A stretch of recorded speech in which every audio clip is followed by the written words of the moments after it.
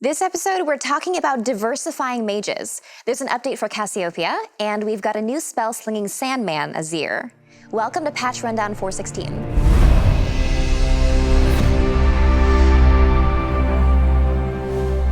Hey guys, MsPudding here to walk you through the updates in the Shurima patch. Today we'll be talking about mages and giving each one a more unique identity in terms of gameplay and strategy. Click on the links here if you want to skip ahead. First up is Azir, a sand mage who summons soldiers and revives turrets for amazing zone control. The upcoming champion spotlight will have the full details and show off his auto-attack-based playstyle. Next up is Cassiopeia, with a gameplay and visual update to make her more new hotness and less old and busted. In terms of gameplay, we're shifting her to more of a late-game hyper-scaling carry with a completely new passive that gives her permanent bonuses as she poisons things. We've got a few notable non-mage changes as well. Ascension is the new featured game mode where you can become ascended and take out your opponents with a buff from the big boss Xerath in the center of the map. Renekton has a shiny new texture update, and we're giving Vayne, Poppy, and Gnar more opportunities to bash enemies into player-made terrain. Keep an eye out for Jarvan's Cataclysm, Anivia's Wall, Trundle's Pillar, and Azir's Ultimate. All right, that's it. Check out the patch notes for the full details. Today we're going to have a very design-focused discussion about mages, so I'm joined by three designers. Scarizard from Live Gameplay with a banana stash, Zenon from Champion Team, and Scruffy from Champion Updates. Hi there. Why, hello. Hey. We got some of the worst designers Sorry, available. the banana got stash stuck really with threw us. me off for a moment. Yeah. So let's start off with Azir, powers. new champion with this patch. Tell us a little bit about him. What inspired this champion concept? Right, so Azir, the Emperor of the Sands, is an archetype that basically we've wanted in the game for the longest time. He's the Sand Mage. Like, if we only ever do one Sand Mage in League of Legends, this is what we think he should be. More specifically, he raises soldiers out of the sand and commands them around. And so we had a lot of kits for him. We've been working on him for a very, very long time. And it took us a while to actually get to the point where we knew what would be cool about him. He should really feel like he's the Emperor. And I think that's one of the things that we, in this version of Azir, and we'll talk about that in a second, we nailed very early. We nailed him being a glorious man-bird, or birdman. Yeah, exactly like that. And the other one is that feeling of being the Emperor and like telling your dudes, go there, stab that guy, stab that guy. That was supposed to be the VO, stab that guy, but then they were like, the order is given. Yeah. Sick him. Yeah. So why did it take so long to make Azir? Yeah, it did actually take us a while, and this is not abnormal. We very often have things where like, you know what, that's a great concept, but you really want to make this guy, maybe not this kid.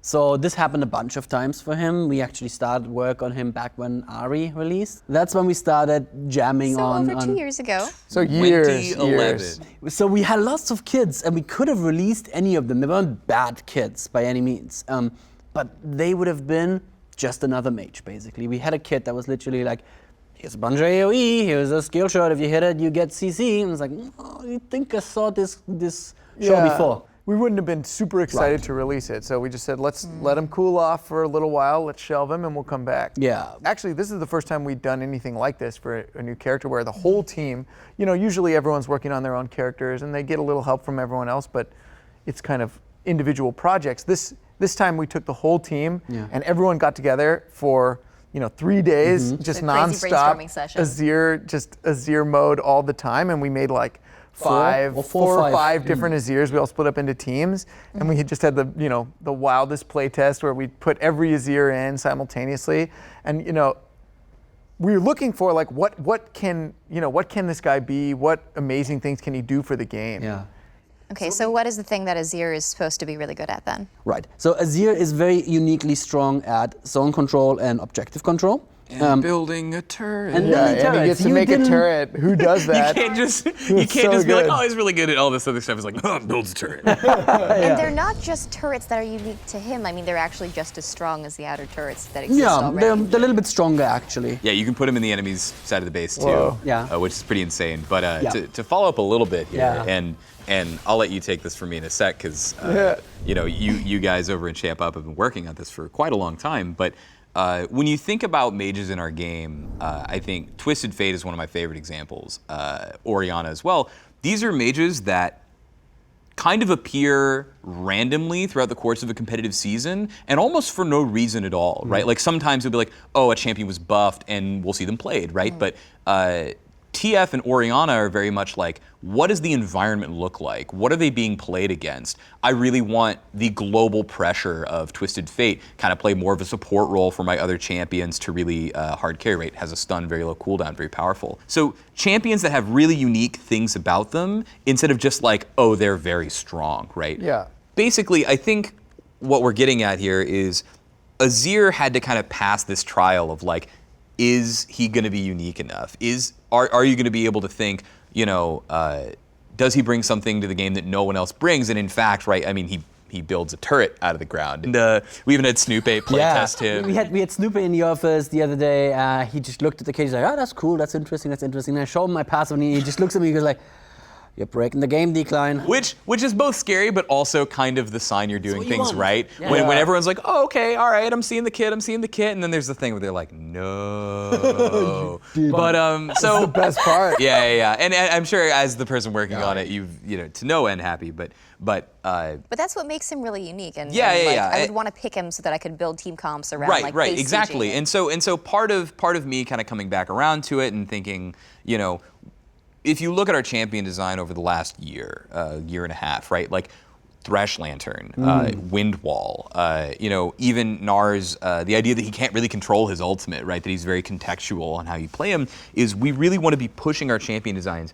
to the outer limits. We really want to be bringing in kind of the craziest things. And so when we look at Azir, right, an Emperor who creates soldiers and armies out of sand, it's like, well, if we were ever going to make a turret in League of Legends, which I think is something we thought and think we want to do, this is going to be the guy to do it. And so, as with all things, like we'll have to nerf it if it's strong, we'll have to buff it if it's weak, but I think we're really fully behind supporting this level of crazy for Azir, because it's really what's going to set him apart. This is a thing that we try to do for all champions. We try to do this for new champions, but also for existing champions. We try to find one thing that makes them unique. So how do we do that with an existing champion? I mean, it can vary case to case, right? And sometimes you have characters that are like, 70% of the way there and they already have a strong aspect and we just need to go farther with it. Like looking at Cassiopeia, who's also in this patch, right? It did take a little bit of thinking and a little bit of new additions to the kit, but she actually as a character was totally built and set up to be this perfect,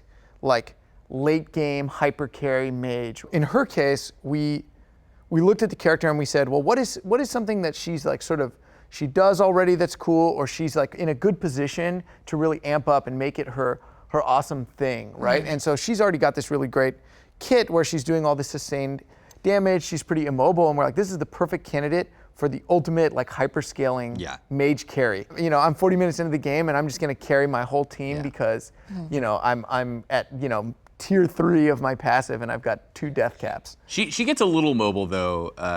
She has the move speed on the Q, which actually amped a little bit. Right. But part of the reason that I really, really support the Cassie movement is, first off, right, we're talking about turning that aspect of her up to 11, right? Letting her be kind of the Vayne and Kog'Maw of mages, right? Like be that hyper carry.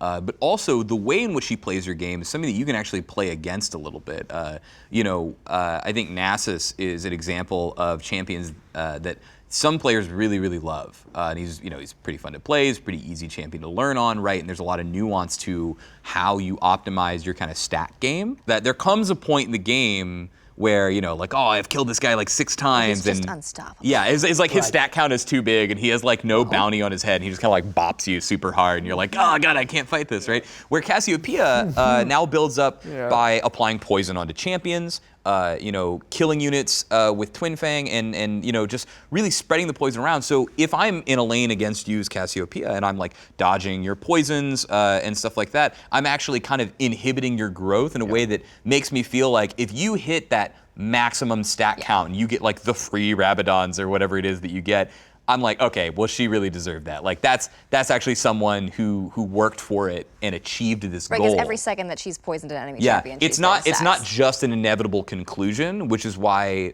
for this, I feel like it feels really unique. There's something for each game you go in as Cassie. You're like, I need to hit this mark. This is where I want to go. The reason that pattern is actually really cool to play against is because you do the thing that you already want to do, which is like not stand in the poison. Yeah. That is already the best thing to do. I'm like, oh, I'm smart. I'm so smart. Look at me not getting hit by like poison. when you pick Cass though to build a team comp, and with this rework, the bonuses that she's getting are all passive. You know, they're just something that's like, oh yeah, she just has a lot more stats now. Yeah. I mean, that doesn't really change necessarily how she plays or like what she was purposed for. Well, I guess if you were trying to build a team around a character like this, you taking into consideration a few things, right? She is, you know, needs to get to that late game potential to really win the game, right? That's the strategy you're building into. So you're going to play more defensive. Your jungler's maybe going to pay some more attention to like helping her have a safer or more protected lane phase. And then the other thing that's kind of comp. Yeah, exactly. And she's not like, she doesn't have like dashes or blinks. So in team fights, you're going to also want to protect her. Yeah. So there's an interesting distinction here. There's two aspects to making a champion unique. A champion can feel unique to play, something that in design we call unique inputs. Or a champion can have a unique effect on the game, on the way that everybody else plays the game, which again we call a unique output. Right. So which one are we actually aiming for more? So I think Cassia was always, we can amp up both, but Cassia's always had the unique input. Right, with she the already has spam, this, right? yes. Yeah, we can just amp that up, but she didn't really have a unique output. And now forcing people to think about the teams you want to build around her, against her, and maybe like if I'm a Lee Sin on the enemy team, and there's a Cassia in mid lane, well, that's clearly where I have to go and gank now to shut her down so she never gets to those power points. That's a unique output. Yeah. We can even pull this back a little bit and contextualize what Daniel said about the inputs, outputs with Azir, right?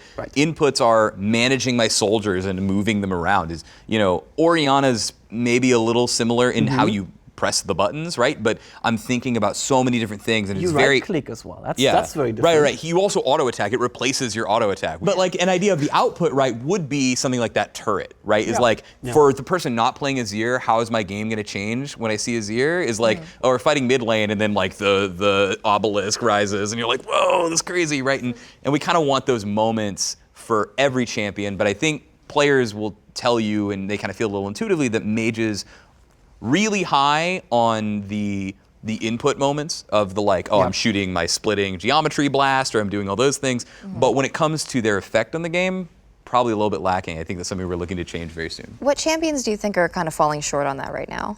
I mean, there are lots, and it doesn't make them, you know, bad characters or characters we don't like or characters that we wouldn't want to see in the game. But it's just looking forward, we're saying, oh, how can we take every character when we're trying to update more characters? How can we take all these characters, find their sort of awesome thing that they do that's different than the other characters in League of Legends, and you know, really amp that up, or really like let them own it, or you know, stuff like that. And so like when we looked at, you know, Lucian pretty recently, we said, well, it kind of does everything pretty well. And so that even though it's like it's awesome to be OP in that way, these guys are fist bumping over it. But it actually results in him either being too good or just not competitive. Right. And so we're like, what can we do to make him like really his own thing? And so he's like the guy that like dashes around more than any other AD carry. He's super mobile. He's super spell slingy, right? And I think in the end, it resulted in a much better character. I mean, in every champion in League of Legends, we would like to be able to say, and you can say this, I would say for most characters, but it's at different degrees. Yeah. We wanted to say this character does something that no one else does in the game, right? And this is why you pick them or why you don't pick them. I mean, the reason why this diversity is good for the game, I mean, there's a few things. One, it actually like every game you play feels more different and it's exciting, right? I'm always looking forward to playing my next game if I know it's not going to be like my last one. Thanks, guys. That's all we have for today. If you have any questions for our next episode, click on the link below and leave us a comment.